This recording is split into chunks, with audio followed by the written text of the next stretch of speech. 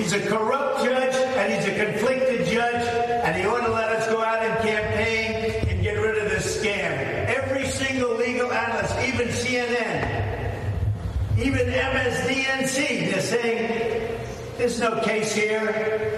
Thank you very much. When's the next time you'll be on the campaign trail instead of mingling with wealthy donors? I guess reporters are tired of hearing the same lines about how unfair it is to be charged with crimes based on evidence and not being able to do all the things he claims he can't do, like defy his gag order or beg wealthy donors for money in exchange for policies that only benefit the elite. You got to get out and vote, but you got to help him financially because you're all people that have a lot of money. I know 20 of you, and you're rich as hell. And write checks for him and do everything, and then we're going to close the border. We're going to give you tax cuts. Trump reportedly made a big promise to oil CEOs. What did he tell them? He said, give me $1 billion and I will cut Biden's emission rules and I'll lift the freeze on natural gas permits and other things. What do you mean, give me $1 billion? Fundraising. To his campaign? Fundraising. Yeah.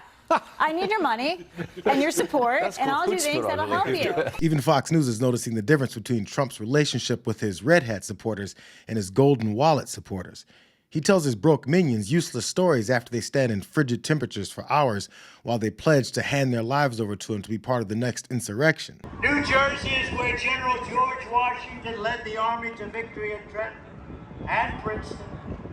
And this is where generations of New Jersey patriots helped build this country into the single greatest nation in the history of the world.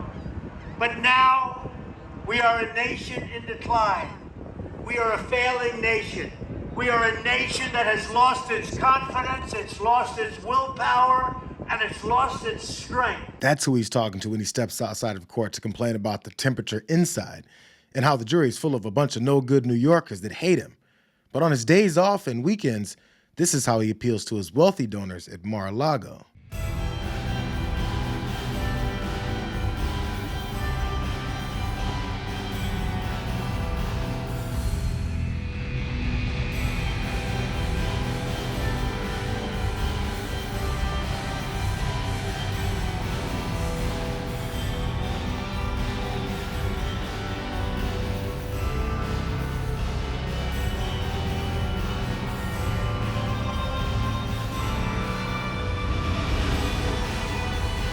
It's still not my style, but there weren't cans of crushed Coors Light or packs of Marlboros and t-shirts that read "F Joe Biden" at the bartender stand.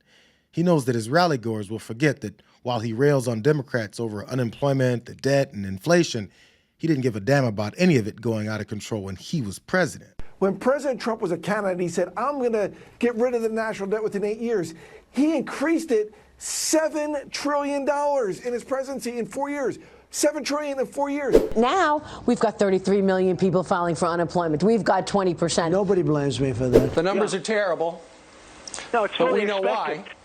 Yeah, it's fully expected. There's no surprise. Everybody knows that. Somebody said, oh, look at this. Well, even the Democrats aren't blaming me for that. And more recently, he figures he can attract younger voters by highlighting Biden's support for a ban on TikTok, with the most transparent and pandering middle school style pitch I've ever seen. Just so everyone knows, especially the young people, Crooked Joe Biden is responsible for banning TikTok. When you don't have your TikTok pretty soon, 175 million people out there, remember, Crooked Joe is the one that wants to do it. He's the one pushing it to close and doing it to help his friends over at Facebook become richer and more dominant, and their product isn't the same. It's not good. And a lot of people are very unhappy about it. So young people, remember, Crooked Joe Biden is the one that wants to take your TikTok away from you. I'm a free enterprise guy. I'm a guy that says you got to fight, but he wants to take TikTok away. So if you're young and if you're smart, vote for Donald Trump. Thank you. Hey, fellow young people, the next time you flip open your phone and log on to TikTok, don't forget, Biden wants to take it away. Not your good old pal Donald. I'm not sure which young people he's talking to, but the ones old enough to vote probably remember how relentlessly he pushed to ban TikTok when he was president. The desperation is real.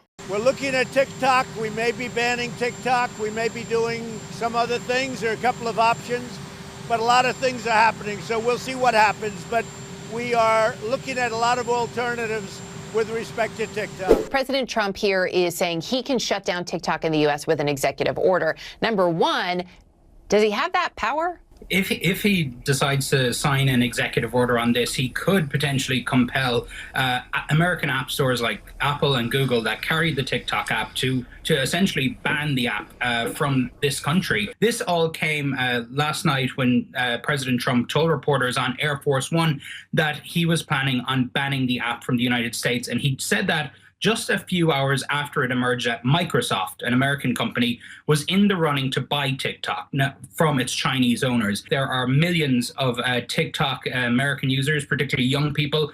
They've taken to the app since President Trump spoke last night, expressing their disappointment and their worry. You have called TikTok a national security threat. At one point, you said that their, quote, data collection threatens to allow the Chinese Communist Party access to Americans' personal and proprietary information, and yet it appears that you've now reversed your view on banning TikTok.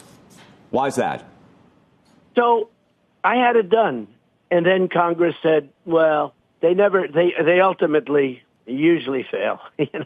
They are like extremely political, and they're extremely subject to people called lobbyists who happen to be very, very talented, very good, and very rich.